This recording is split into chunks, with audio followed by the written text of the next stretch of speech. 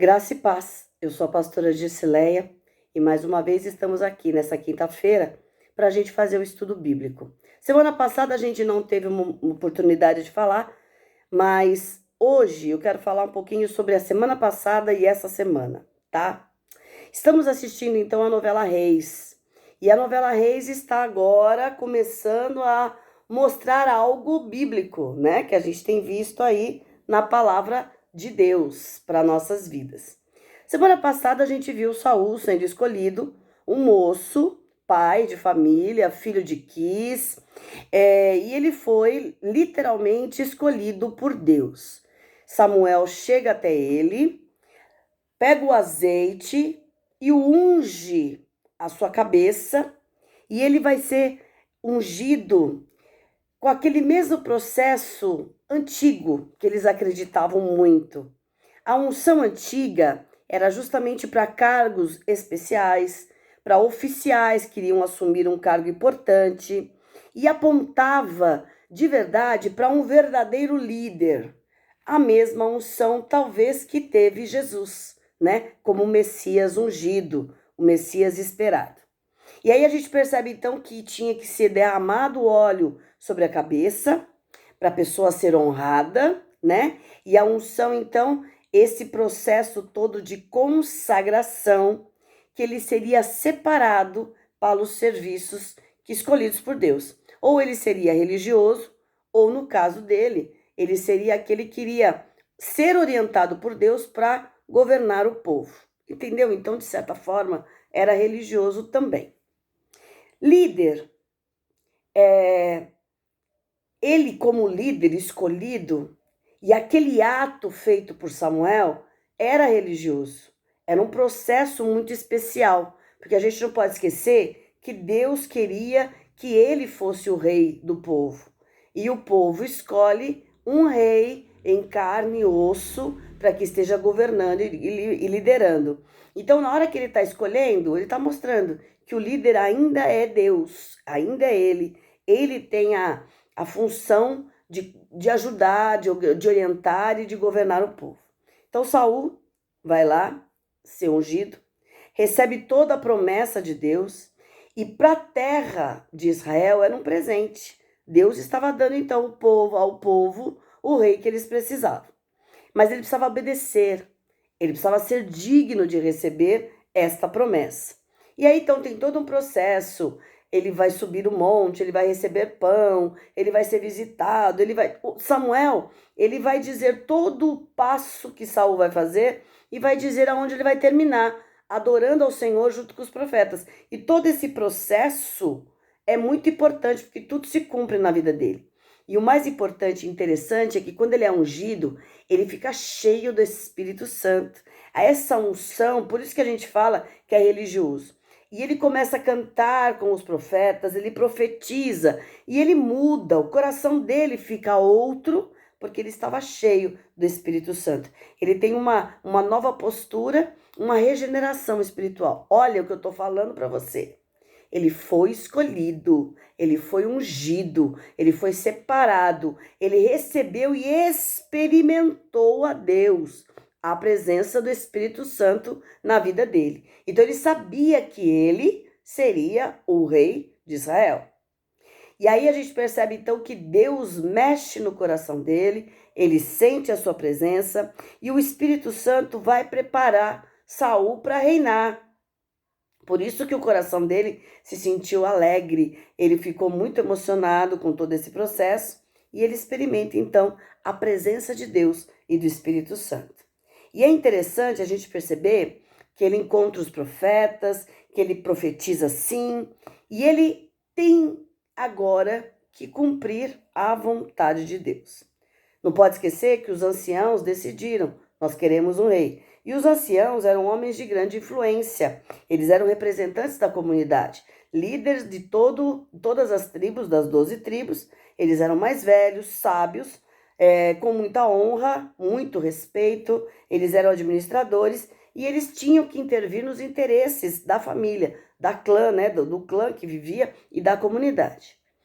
Nesse processo todo vem esta semana, e nessa semana a gente percebe que Saul, então, está se reunindo com o povo, porque ele já conversou com os anciãos, ele falou assim, tá bom, Deus então vai escolher, ele vai escolher o líder, o novo rei. Então vocês não vão colocar a mão em nada, eu não vou colocar a mão em nada, quem vai decidir é o Senhor. Então ele chama todo o povo, todos se reúnem em Mispa, e aí nessa reunião grande ele vai declarar quem seria o primeiro rei de Israel, o esperado rei de Israel. E aí no discurso ele deixa bem claro, antes de nomear, que Deus foi rejeitado pelos israelitas. Tudo que ele tinha feito, o povo não reconheceu, o seu livramento, as vitórias, tudo que o Senhor fez no Egito, tudo que o Senhor acompanhou, né, de Jericó até onde eles estão. E como eles pediram, Deus então resolve, eu vou escolher o rei, porque eu vou guiar vocês. E aí então é escolhido. Aí lança-se uma flecha ao alto, a flecha cai perto da pessoa escolhida, é a tribo de Benjamim, filho de Matri, e aí a família de Matri, desculpa, e o filho de Quis, que é justamente Saul. Olha que interessante. Saul, aparentemente, quando a gente assiste a novela, ele está apavorado. Ele está morrendo de medo, porque ele percebeu que a própria família dele não acredita que ele pode ser rei. Não acredita que ele vai ser um bom rei, ou sei lá, ele pode ser rei. Todo mundo esperava até que Abner fosse o rei, porque ele é guerreiro, ele é líder, né, por natureza. E Saul era um cara simples, era um cara que cuidava das suas terras. Então a própria família fala, imagina, você não vai ser rei, imagina, não tem. E ele tenta contar para algumas pessoas, e as pessoas, na própria novela, mostram que elas não botam muita fé no que ele vai fazer como rei. E aí, ele sabendo que ele é escolhido, que ele já tinha sido anunciado que ele seria o rei, ele se esconde, ele se desespera, ele sente medo, ele se sente incapaz, porque os desafios eram grandes, é um povo inteiro que eu tenho que guiar, tem os filisteus aí, tem os amonitas ali, tem outros e outros povos aparecendo, e ele tremeu, ele sentiu muita insegurança. E a gente não pode esquecer, se eu tiver com insegurança e Deus me escolheu, não esqueça, Deus capacita os incapazes. Deus está presente e Ele é mestre nisso. Ele sempre escolhe os líderes, os mais fortes? Não, aqueles que são de verdade rejeitados. É esse que o Senhor escolhe, né? E aí é interessante que, inclusive, ele é da descendência de Raabe. E inclusive na novela ela mostra isso, né? Mas eles, dessa família que vem Raabe, olha só, ainda continua a história. Então percebe que o Senhor vai escolhendo e ele já está preparando aí o caminho do Messias, né? De Jesus aparecer. Mas, diante desse medo, ele, ao invés de se colocar na presença de Deus e receber esse chamado de uma forma até honrada, ele, de certa forma, ele se esconde. E aprender de Deus é maravilhoso, né, gente? A gente deixar Deus agir na nossa vida. E aí, então, Samuel, ele é até lembrado, né? Vamos dizer assim, o Samuel fala para Saul, não se esquece que Deus não erra nas suas escolhas. Deus sabe o que ele está fazendo e nós, muitas vezes, é que nos sentimos inferiores, incapazes. Aí vem o nosso eu falando, eu não posso, ou então vem o nosso eu dizendo, eu sou e eu vou ser o melhor. E aí a gente, muitas vezes, erra, não deixando Deus agir na nossa vida. E a gente percebe que está acontecendo isso. Neste processo de 1 Samuel, essa história está sendo revelada para nós. E aí a gente percebe que quando eu tenho este medo, se eu recebi um chamado de Deus, se eu recebi a presença do Espírito, se eu fui ungido pelo Senhor, se o Senhor me fez promessas de que eu seria a cabeça, de que eu estaria à frente, nós precisamos confiar. Nós precisamos colocar a nossa vida na mão do Senhor e falar, Deus, continua sendo Deus, continua agindo na minha vida. Neste momento, eles acabam achando aí Samuel manda achar o Saul, e eles até falam, viva o rei, mas os filhos de Belial, e a gente vai ver que muitos são os filhos de Belial, e vão aparecer aí muitas intromissões de outros deuses na história, né?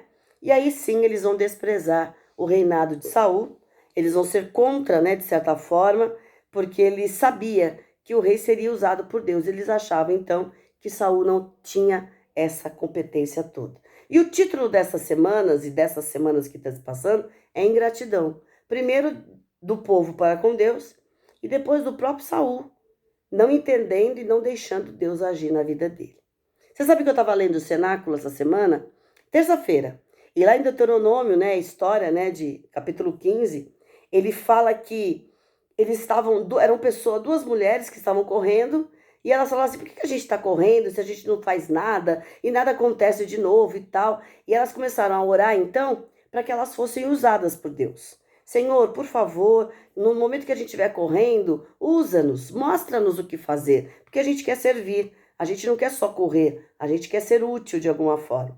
E Deus, então, nessa caminhada, mostrou pessoas para elas ajudarem, pessoas para darem alimento, pessoas para entregarem roupas, né? Olha só, percebeu a diferença do que eu estou falando?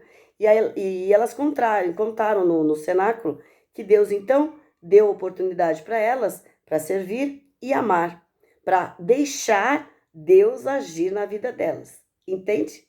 E Saul, infelizmente, neste momento da novela, está perdendo essa oportunidade.